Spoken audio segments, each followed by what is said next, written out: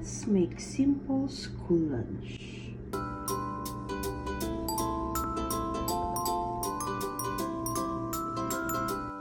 Season the rice with mirin and spread rice on the nori sheet.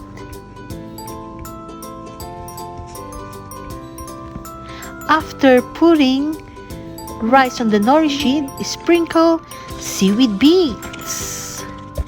Available in Korean For rolling the sushi. supermarket.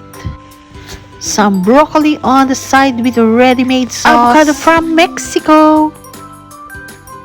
We use lime. Squeeze to the avocado wedges. And we're ready to roll our sushi. Press.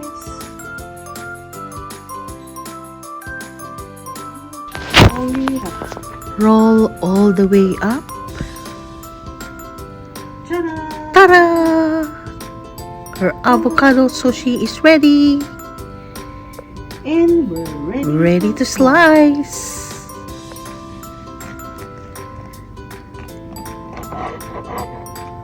Ta-da! Wow! Very nice. Yummy. Arrange the avocado sushi in our lunchbox.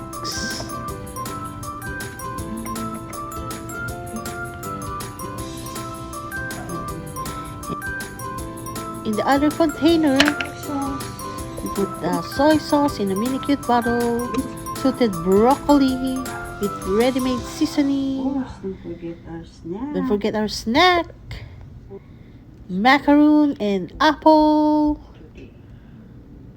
And of course, my favorite childhood snack, Nutri-Star.